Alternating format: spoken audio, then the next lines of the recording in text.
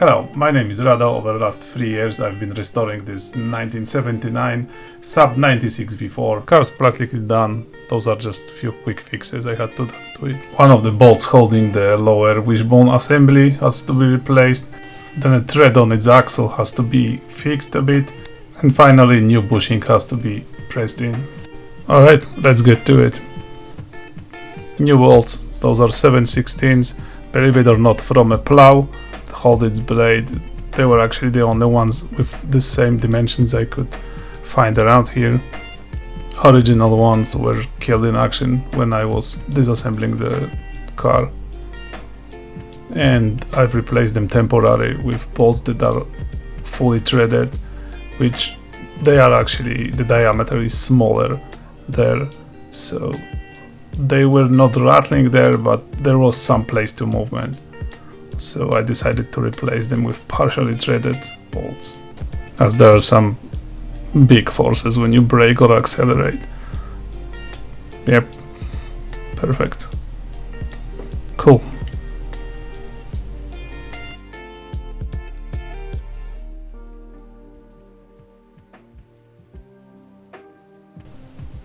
That's the size and part number.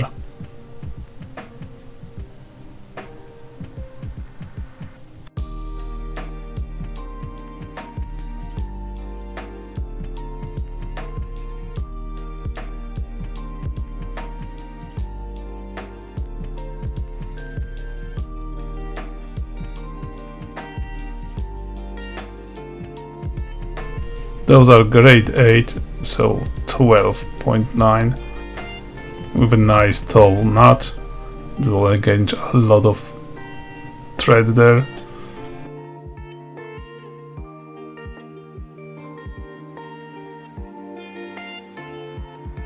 I am also replacing the lower ball joint nuts with a nylock nuts. They are better with protecting thread from grime and water and whatever can get to it. I just remembered to use them only once or twice. After that, the nylon part doesn't really hold the thread that well. Alright, the next thing is upper wishbone, which has its thread a bit mangled. As you can see, those are the thread files. Those are not really files to remove the material, they are rather to massage what's left from the thread back into place. Their big advantage is you really need two of them, one metric, one imperial thread size, compared to the thread restoring dies, which you need separate for every thread diameter.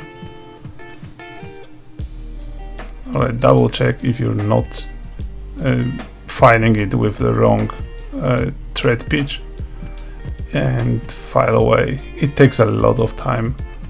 As I said, it's not removing the material, rather it's squishing it back into the place.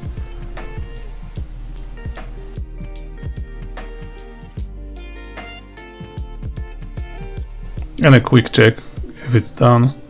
Still a bit tight.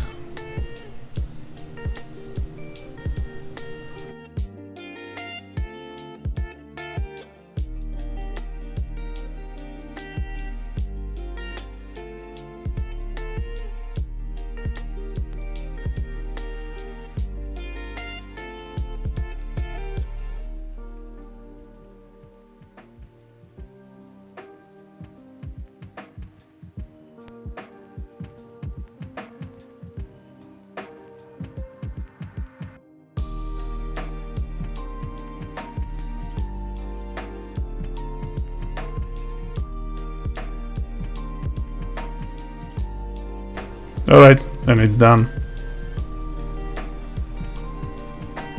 Maybe not good as new, but nut goes on very easy. Another shot.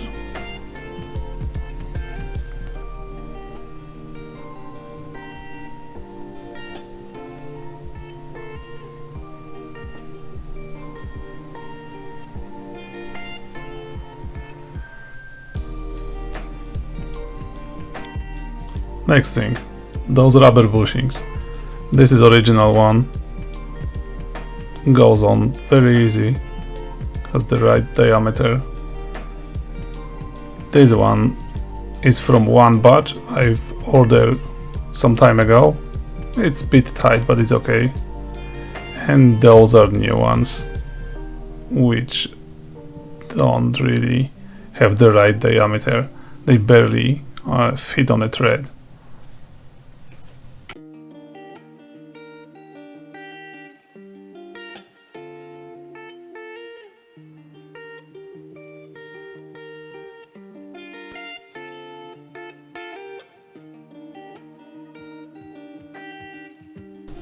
So that's the new one.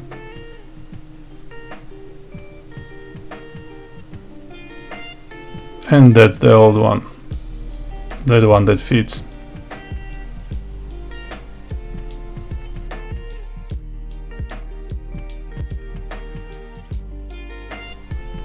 I don't have a drill bit with the right diameter, so I'm just gonna rim them with adjustable rimmers. If you don't know those things, those are pretty useful. The way they work, they are kind of like a conical shape with a flutes on the side and two nuts. When you tight one and loosen the other one, it slides kind of like up the cone, making it wider, and the opposite to make it the smaller diameter.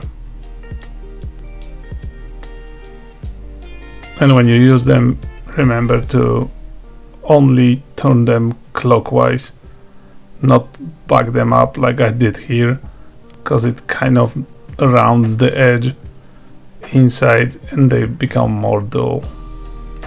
The inside part is made just from rolled sheet metal, and it grabs from time to time rimmer.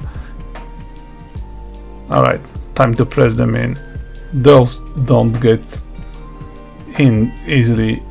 Believe me, I've destroyed like 6 of them, and they are not cheap. As you can see here, those are all victims of hydraulic press.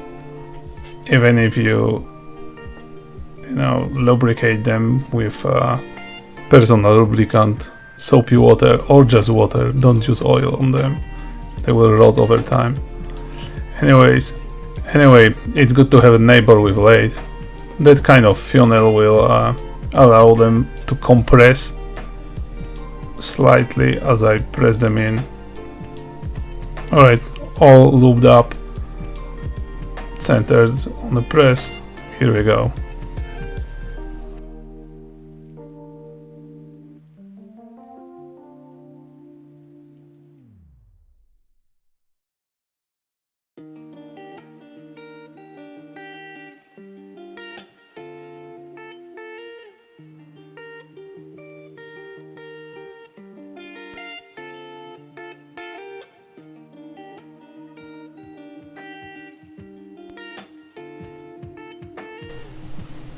Like new.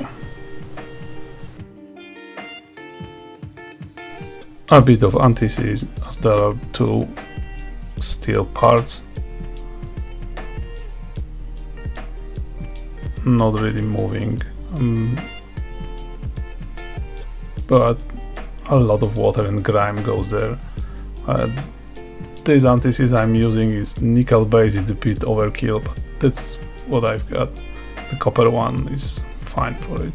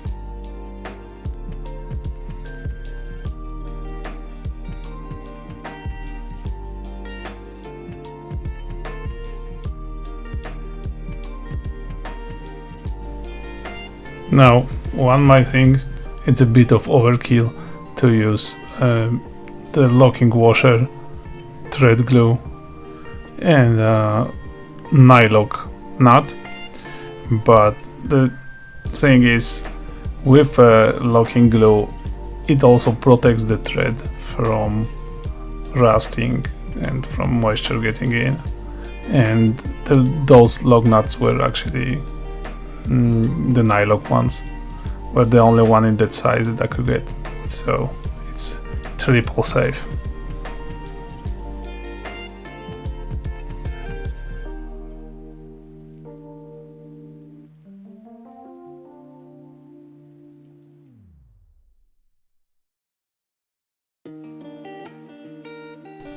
One important thing when you assemble this kind of rubber metal bushing based suspension parts, those have to be either secured at particular angle, as I'm checking here, or you have to tighten them out when the car is on all four wheels on the ground. Otherwise, if you tighten them down, let's say at 90 degrees, and then when the vehicle is on the ground, the suspension sags, they are at like 60 degrees or something, the rubber will be contorted all the time, even if it's not working, so it will break much faster.